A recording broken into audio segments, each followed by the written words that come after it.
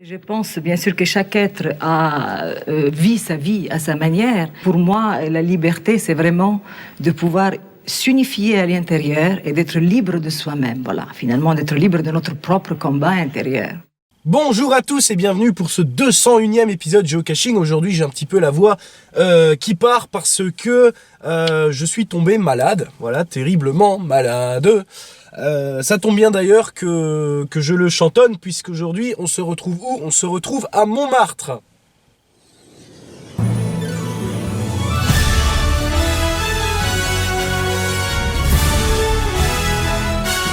Et là voilà, mais attends, mais Beeper, mais il nous spoil les lieux maintenant? Mais c'est quoi? C'est la nouvelle résolution ou comment ça se passe? Non, pas du tout, c'est parce qu'en fait, il y a deux raisons pour lesquelles je spoil l'endroit. C'est parce que la première, vu le lieu, il suffira juste de le taper sur internet et vous aurez la localisation. Et le deuxième, c'est parce qu'en fait, on va se faire une virtuelle, puisqu'il y a une virtuelle qui va être associée à ce que je vais vous montrer.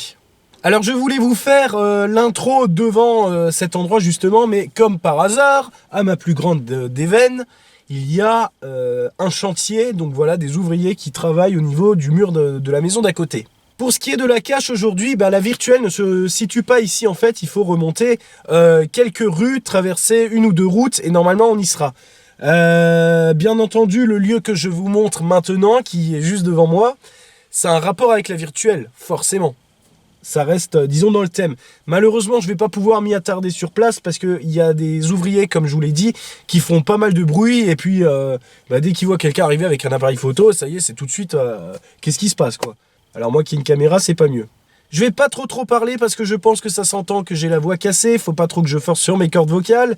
Et puis, voilà, pour les plus âgés d'entre vous, je pense que ça va vous faire rappeler des souvenirs. Moi, je peux vous dire que ça fait bizarre de se retrouver devant un lieu comme ça. On n'arrête pas de le voir à travers un écran.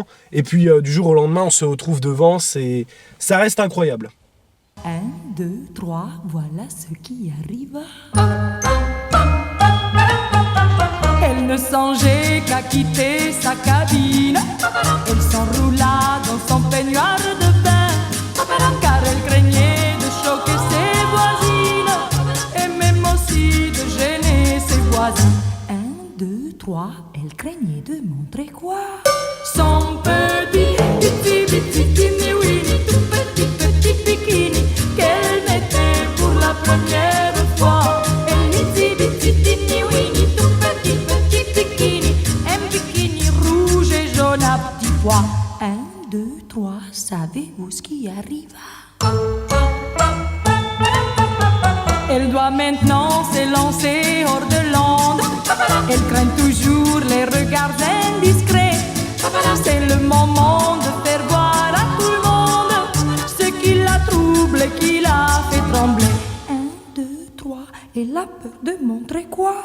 Son petit itsy-bitsy winnie, tout petit bikini qu'elle mettait pour la première fois.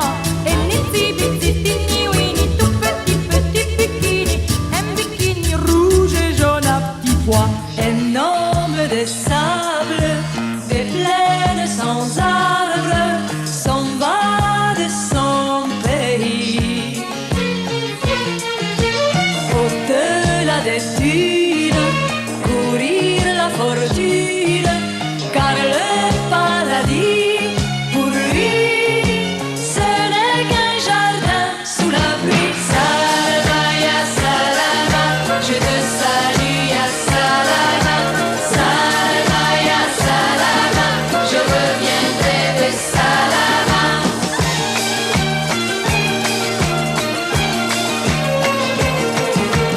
Alors encore une fois, il y a des moldus partout, c'est infernal.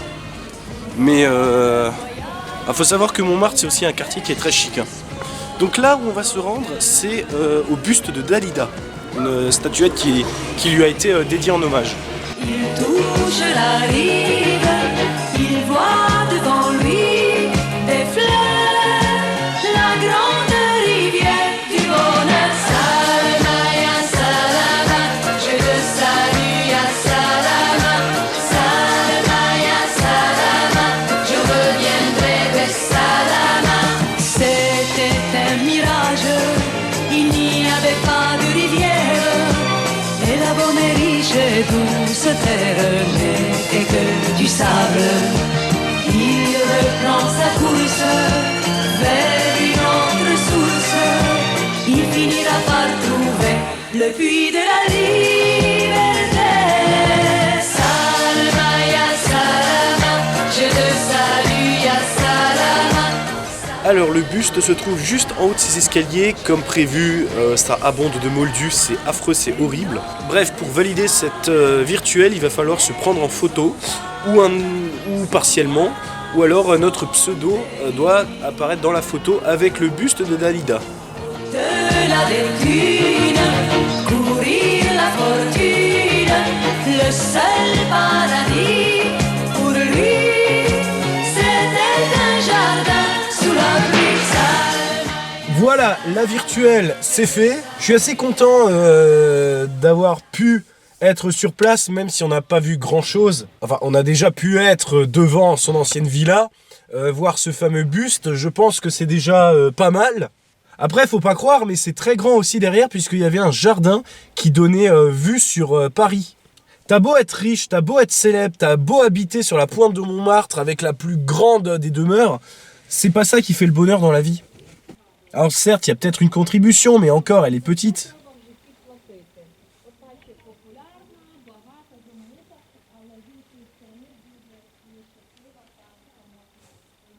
Les touristes. Mais ils sont combien là? Donc maintenant, l'aventure n'est pas terminée. Je vais encore vous emmener à un endroit concernant Dalida. Voilà, autant faire. Hein. Par contre, j'ai vraiment la voix qui part en lambeaux là. Hein. Mais en tout cas, voilà, ça m'a fait plaisir d'avoir vu de mes yeux son ancienne demeure. Et je pense que sans le géocaching, je serais peut-être pas venu jusqu'ici. Enfin, je sais pas. Peut-être, je sais pas. Car à l'heure actuelle où je vous parle, il n'y a pas de cache en fait directement sur sa maison. La plus proche que j'ai trouvée, c'est son buste, la virtuelle. Donc voilà. Bon, on va aller dans ce troisième lieu et puis voilà, on va finir et débriefer là-bas.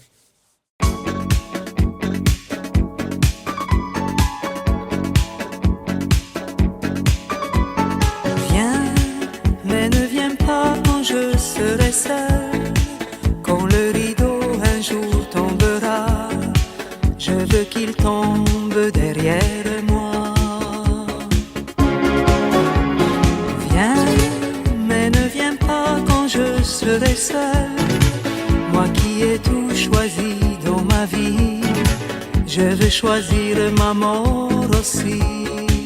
Il y a ceux qui veulent mourir un jour de pluie et d'autres en plein soleil. Alors, vous l'aurez sans doute deviné, je suis actuellement dans le cimetière de Montmartre.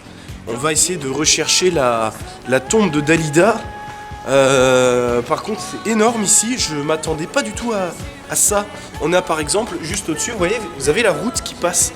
Et le cimetière, en fait, il est un petit peu en contrebas par rapport à la circulation, aux habitations. C'est assez impressionnant, je m'y attendais pas du tout. En fait, j'ai l'impression d'être dans un village, quoi.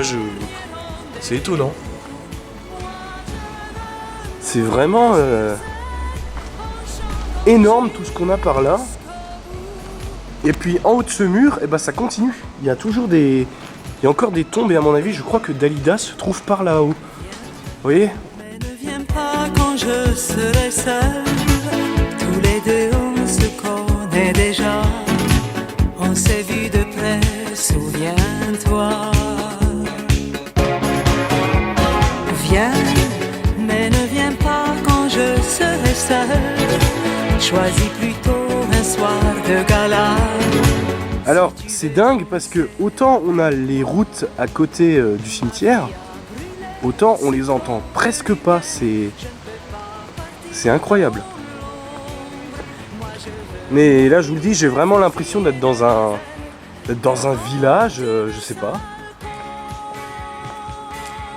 Ah oui, attention, parce que Montmartre,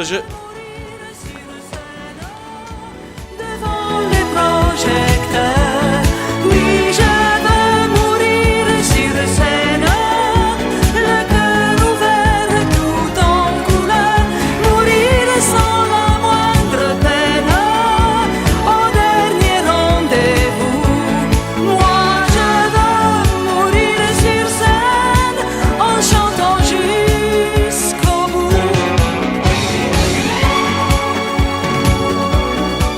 Et bah voilà, en plus on finit quoi? Bah sous la pluie, hein, voilà, c'est très symbolique du cimetière et de sa tristesse. J'aurais pu prolonger encore cet épisode et vous raconter davantage sur la vie de Dalida. Mais voilà, du coup, on a fait sa dernière demeure, on a fait la virtuelle avec son buste, et là, je vous ai trouvé sa tombe dans le cimetière de Montmartre, ce qui est assez impressionnant parce qu'il faut savoir que Montmartre, ça reste, comme je vous l'ai dit, un quartier impressionnant, avec un cimetière énorme. Le cimetière, c'est toute une ville à lui seul. Hein. Je sens que je vais encore plus tomber malade maintenant. Quand tu vis...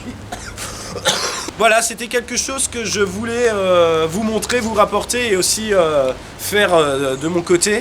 Mais en tout cas, ça valait le coup. On se dira très bientôt pour l'épisode 202 Geocaching. Et d'ici là, ne faites pas des choses qu'on n'aimerait pas qu'on vous fasse, en espérant que ma voix reviendra. Et puis, bah, à très bientôt.